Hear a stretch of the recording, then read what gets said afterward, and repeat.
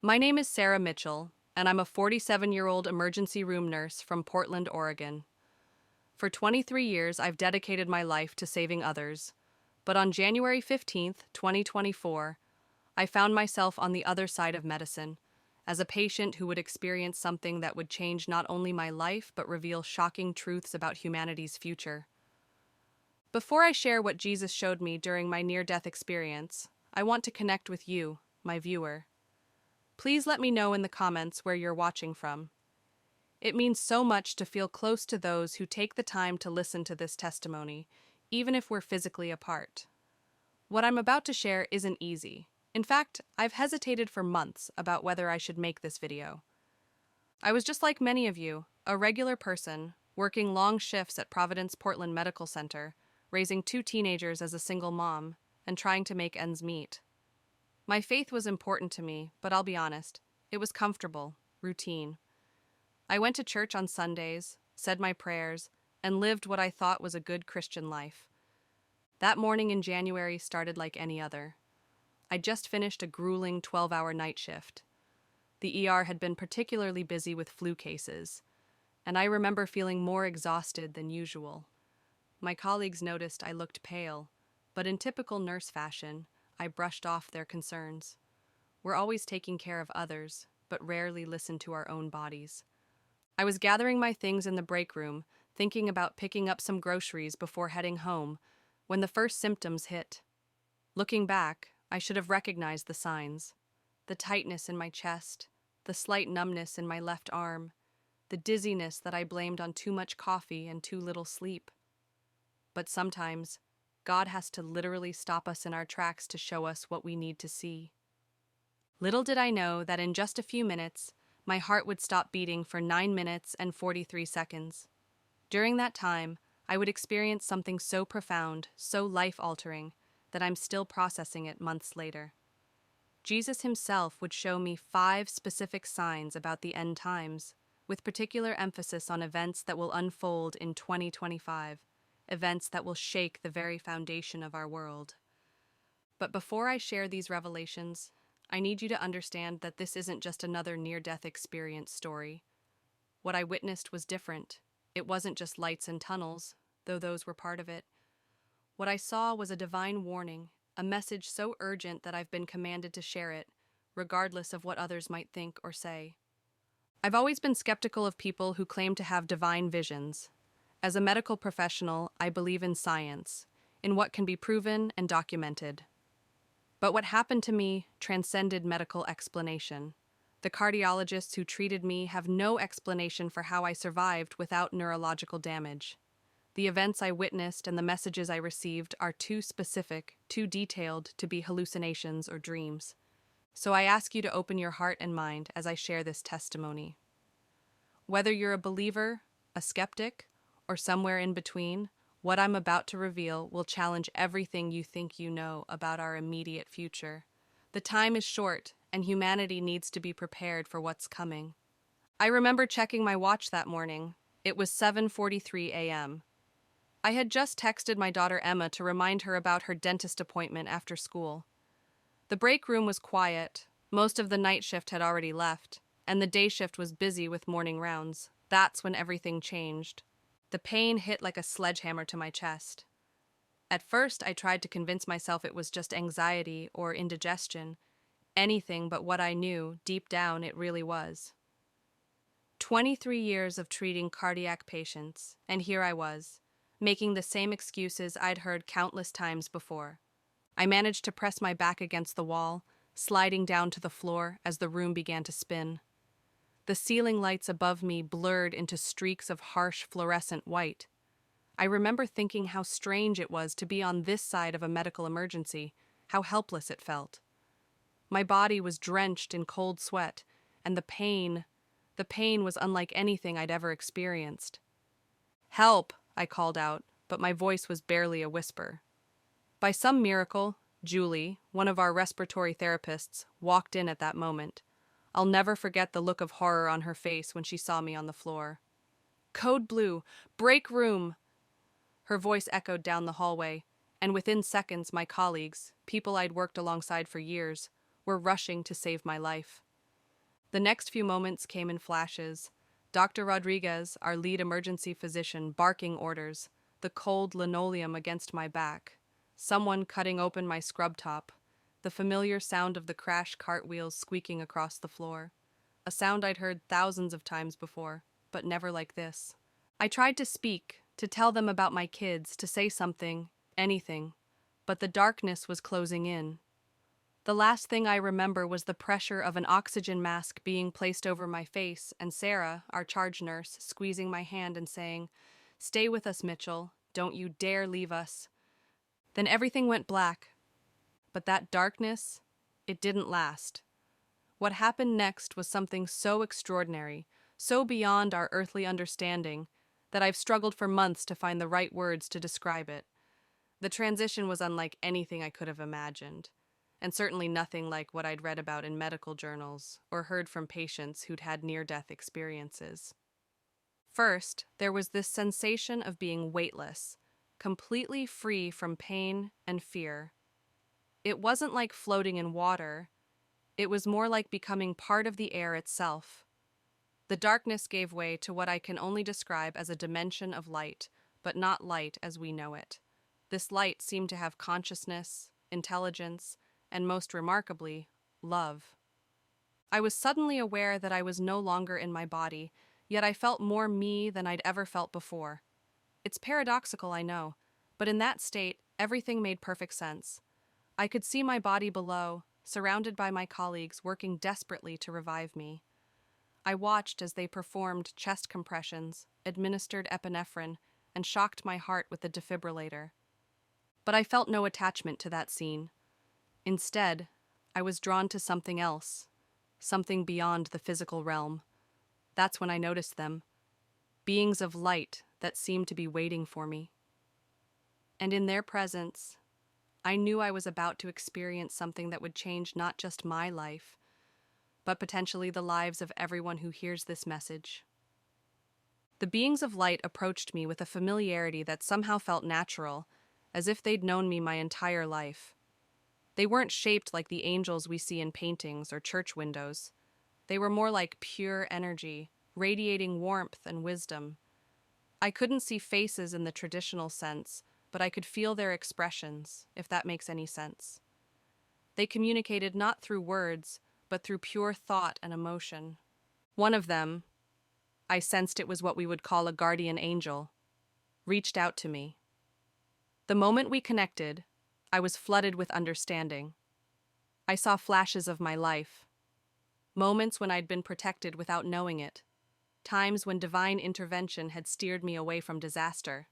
It was overwhelming yet comforting at the same time. But then everything changed. The atmosphere shifted, and even the beings of light seemed to bow in reverence. A presence approached that made everything else fade into the background.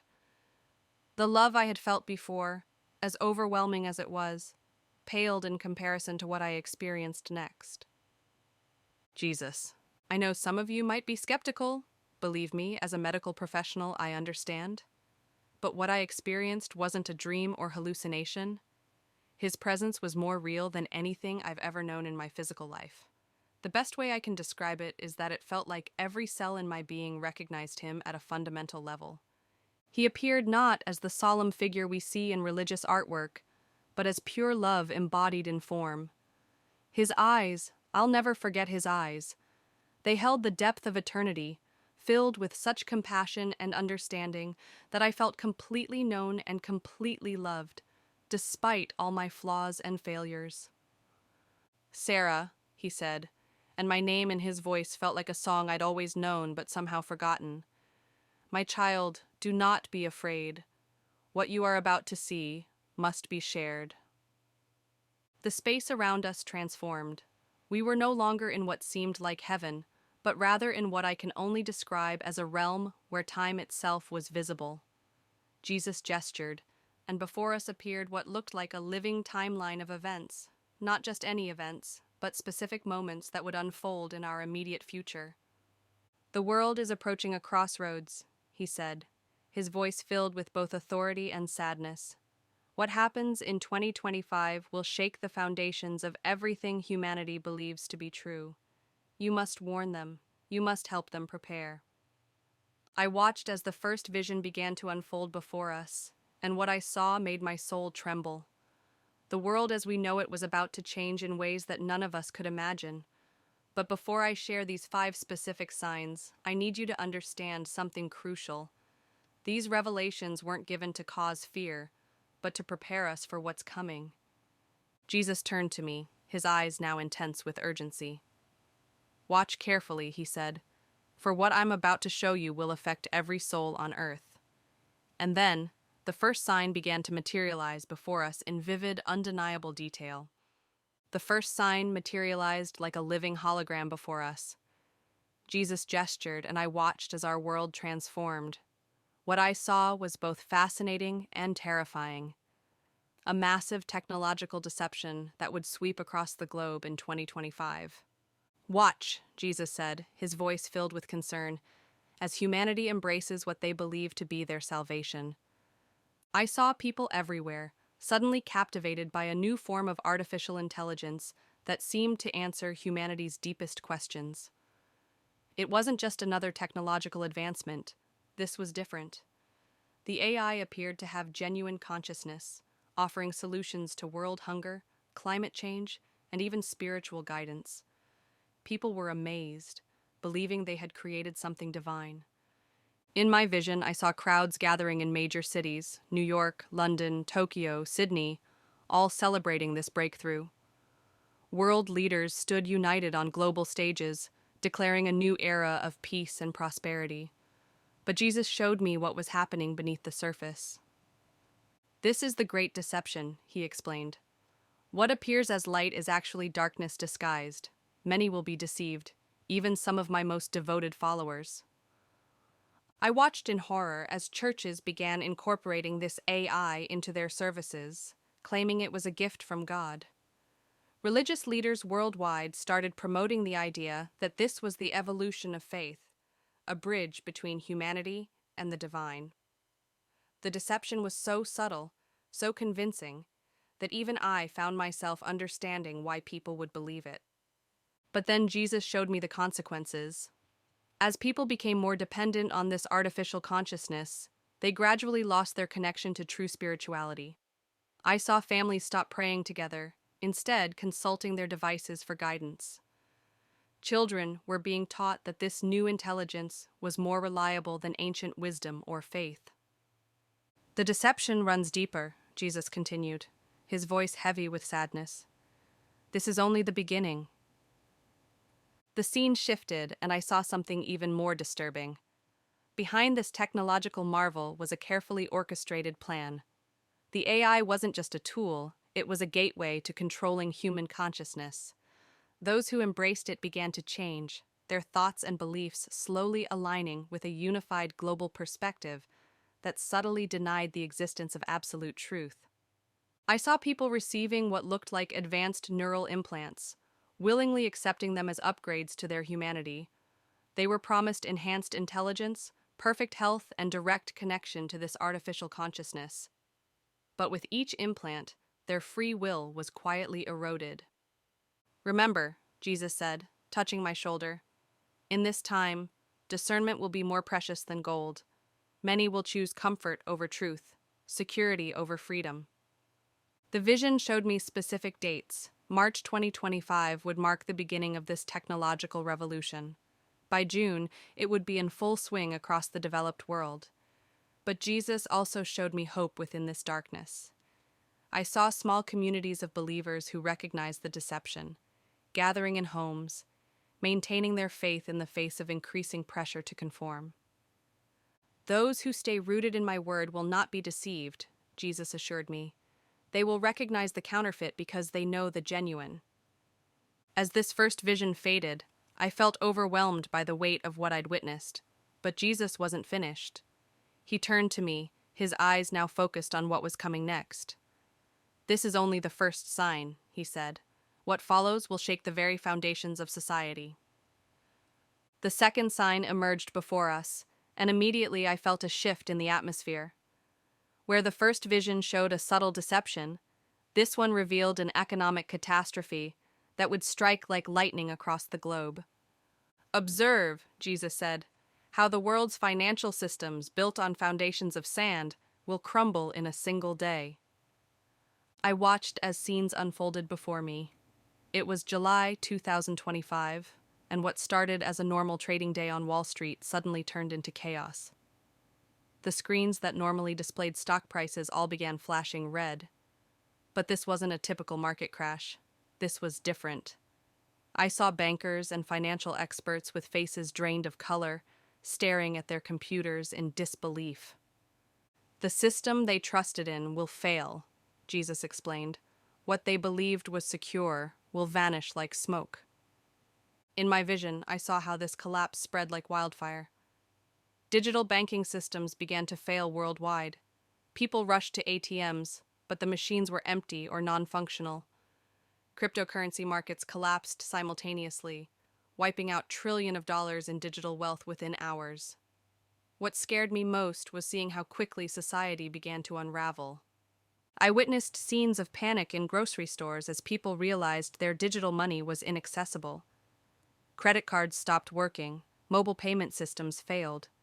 It was as if the entire digital financial infrastructure had been wiped clean.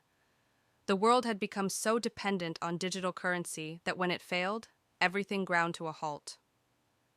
This is not just an economic crisis, Jesus said, his voice firm but compassionate. This is a wake-up call to show humanity where they have placed their trust. The vision expanded, showing me how this financial collapse led to a complete restructuring of the global economy. I saw the introduction of a new financial system, one that promised stability but required complete submission to centralized control. People were desperate for solutions, willing to accept any alternative that would restore their ability to buy and sell. What troubled me deeply was seeing how this new system required everyone to accept a form of digital identification that went far beyond anything we've known before. It wasn't just about money, it was about control. Those who refused this new system were gradually excluded from society, unable to buy food, receive medical care, or participate in any form of commerce. Watch how they will offer security in exchange for freedom, Jesus said, showing me how governments worldwide began implementing this new economic order. I saw families struggling with the decision, accept the new system or face incredible hardship. Churches and religious organizations were particularly targeted, with their assets frozen unless they complied with new regulations that compromised their religious beliefs. But even in this darkness, there was light. Jesus showed me communities of believers who had prepared for this crisis. They had created alternative networks of support, sharing resources and helping each other survive outside the new system. Their faith grew stronger as they witnessed God's provision in miraculous ways. Those who trust in me will not be forsaken, Jesus assured me. Even in the midst of economic collapse, I will provide for my people in ways they cannot imagine. The vision showed me specific details about timing. The collapse would begin in summer 2025, but the signs would be visible months before. Jesus showed me how certain events in March and April would serve as warnings for those paying attention. As this second vision faded, I could feel my spirit trembling at the magnitude of what was coming, but Jesus' presence remained steady, comforting. He turned to me once again, his eyes now focused on the third sign that was about to unfold.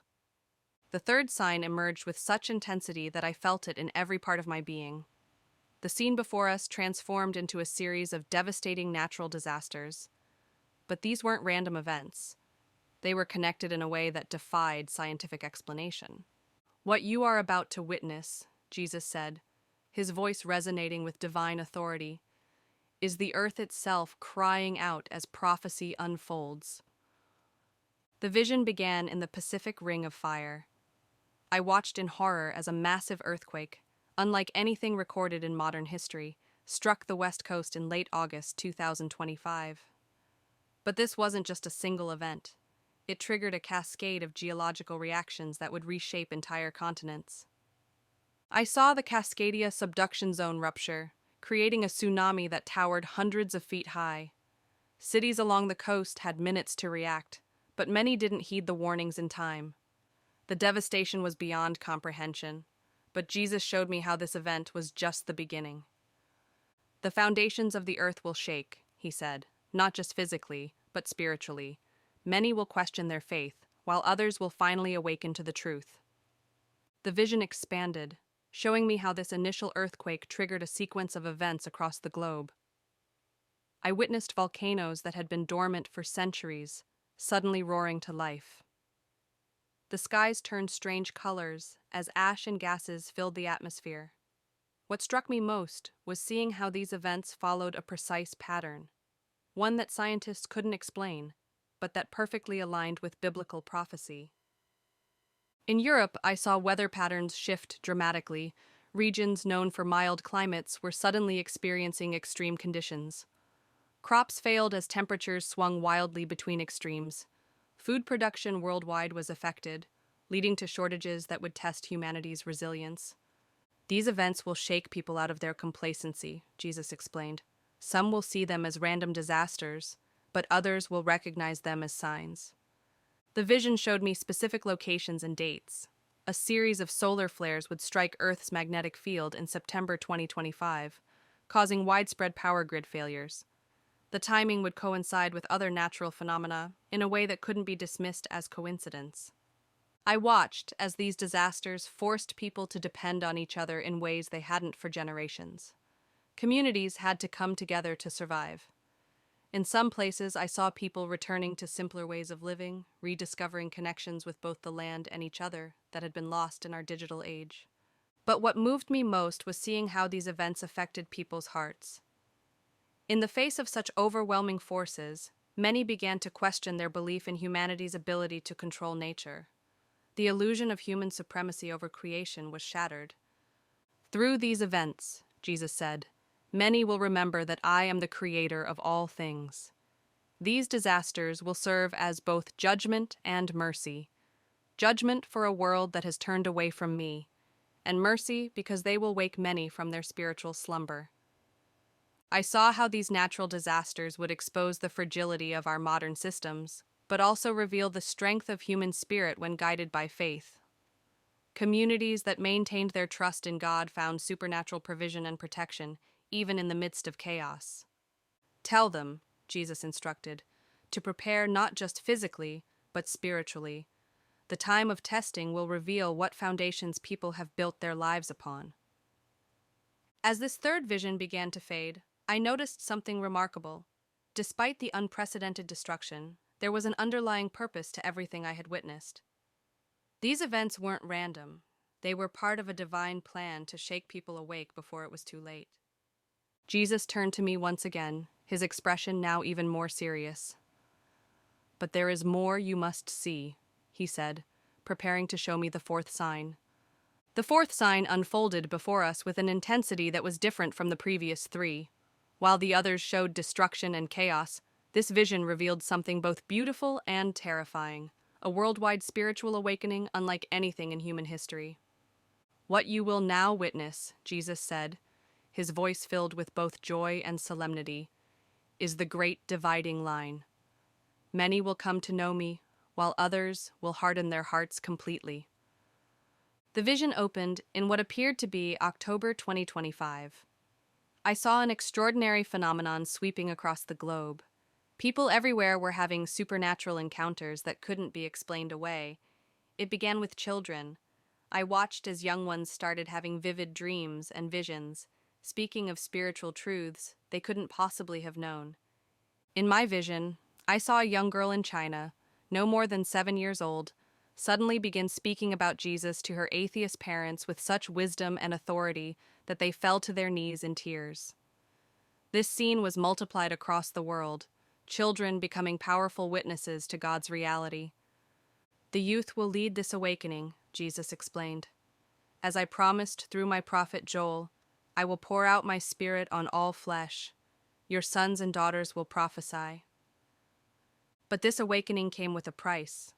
I watched as schools, media, and governments tried to suppress these supernatural events.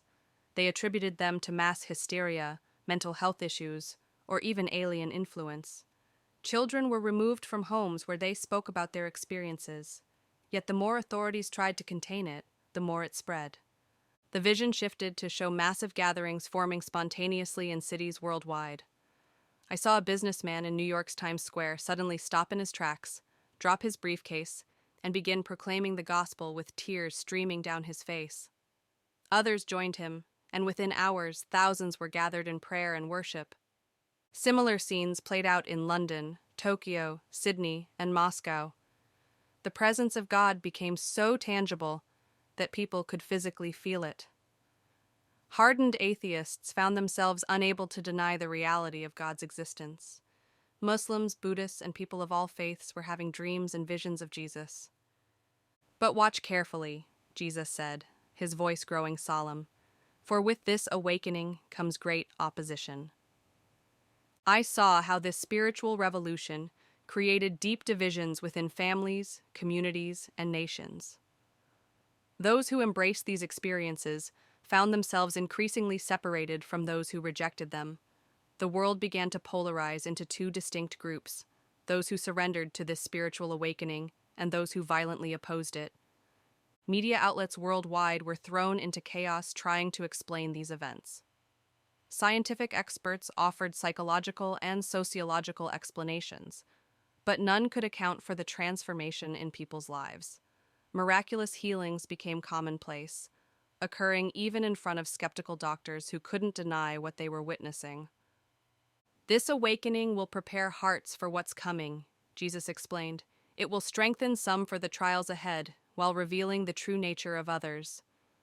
I watched as churches were transformed.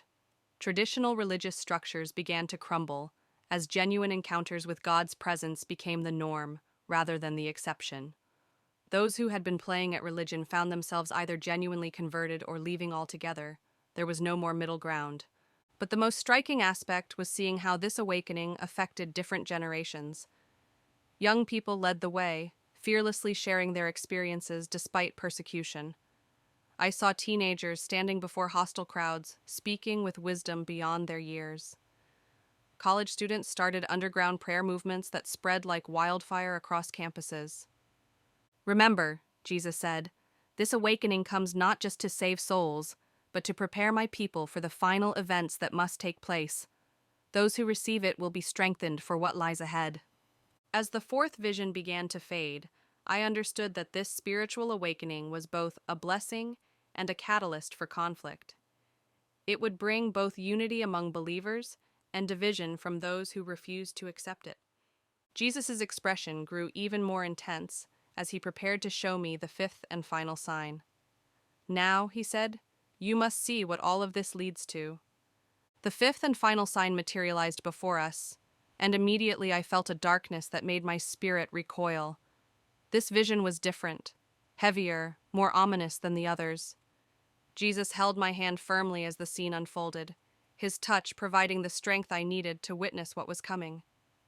"This," he said, his voice filled with divine sorrow, "is what all the previous signs have been preparing humanity for. Watch carefully, for this deception will be so convincing that, if it were possible, even the elect would be deceived." The vision showed me late December 2025. The world, reeling from natural disasters, economic collapse, and the spiritual awakening, was desperate for solutions. That's when I saw him emerge, a leader unlike any before. His presence was captivating, his words seemed to carry supernatural wisdom, and his proposed solutions appeared perfect for a world in crisis. "Notice how he will not seize power," Jesus explained, "but will be invited to take it by a world seeking answers." I watched as this figure introduced what he called a global harmony initiative. It was brilliant in its conception, a plan that seemed to solve every crisis facing humanity. He offered economic stability through a new digital currency system, environmental restoration through advanced technology, and most cunningly, a unified spiritual pathway that appeared to honor all beliefs, while subtly undermining authentic faith in Christ. What terrified me most was seeing how this leader performed what looked like miracles. I saw him healing the sick in front of crowds, manipulating weather patterns, and even appearing to communicate with deceased loved ones of world leaders. The technological deception from the first sign had prepared people to accept these supernatural displays without questioning their source. Many will say, "Peace and safety," Jesus said, but they will not understand that they are exchanging their eternal souls for temporary comfort.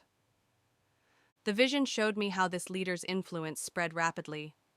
Through advanced holographic technology, he could appear in multiple places simultaneously, speaking to every nation in their own language. His messages were tailored to each culture but carried the same underlying deception: that humanity could achieve godhood through unity and technology. I saw how he specifically targeted children and young people through immersive virtual reality experiences that blended entertainment with subtle indoctrination. Schools worldwide adopted his educational programs, which taught that traditional religious beliefs were the source of all human conflict. "Watch how he will use the crises to implement his true agenda," Jesus said. The vision revealed how this leader used the economic collapse to introduce a mandatory digital identification system, far more sophisticated than what had come before. It wasn't just about buying and selling, it was about complete monitoring and control of every aspect of human life. What broke my heart was seeing how many Christians were deceived. This leader quoted scripture, used religious terminology, and even claimed to be fulfilling biblical prophecies. He spoke of unity, love, and peace in ways that sounded right but carried subtle distortions of truth. "My true followers will recognize him," Jesus assured me, "not by his words but by his spirit.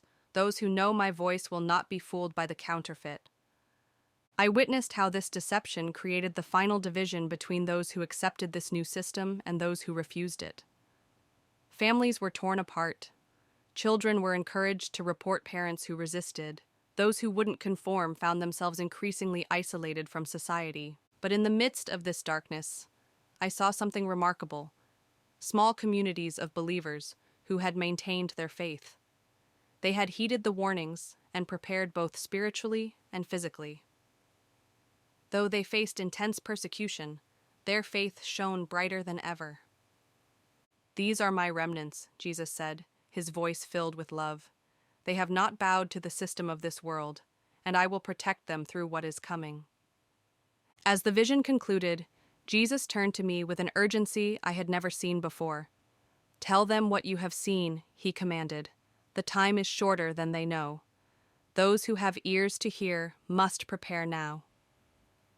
Suddenly the visions ceased, and I found myself standing alone with Jesus in that realm of pure light. His eyes met mine with an intensity that conveyed both infinite love and urgent purpose. "Sarah," he said, placing his hands on my shoulders, "you must return now.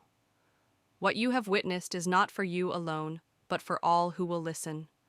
Many will mock these warnings, but some will hear and prepare. Your testimony will help them understand what is coming." I felt tears streaming down my spiritual form, if that's even possible, as I realized I had to leave his presence. "How?" I asked. "How can I make them understand the magnitude of what's coming?" "Tell them exactly what you've seen," he replied.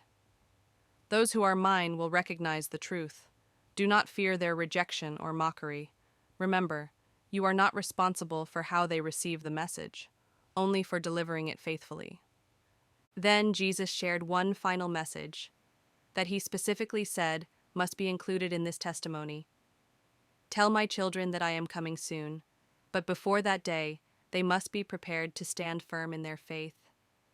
The deception will be so strong that only those who truly know me, not just know about me, will endure.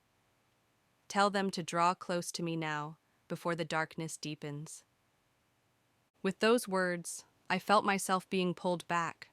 The sensation was like being drawn through a tunnel of light, but this time in reverse. I could hear Jesus' voice fading. "Remember, remember, remember."